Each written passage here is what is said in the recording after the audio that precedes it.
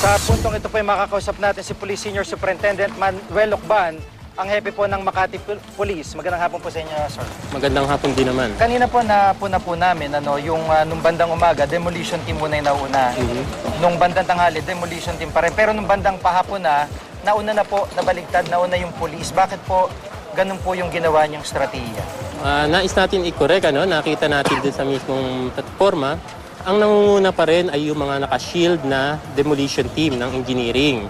So ang ginawa natin taktika rito, nagbigay lang tayo ng guidance to prevent yung other na maaring sakitan at gulo na mangyari. In-advise natin yung team leader nila, unti-untiin ang pagpasok na buo sila.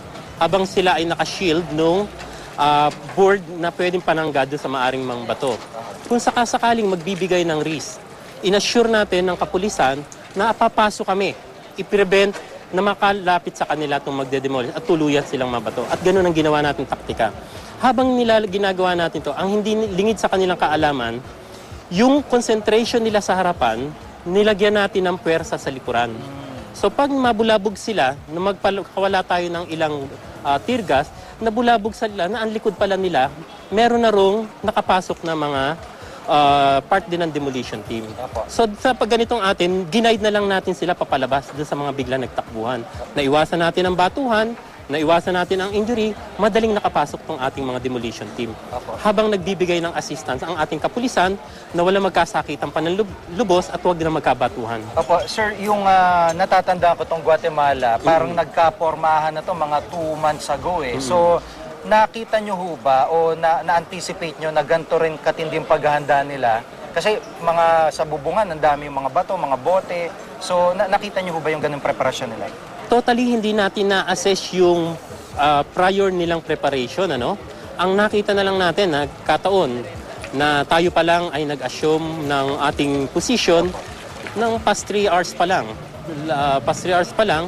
At sa nakita natin, ang na-assist naman natin sa kanila, mukha naman silang handang lumipat. Dahil nakita kong nakagad na meron ng mga nakaimpake sa kanila.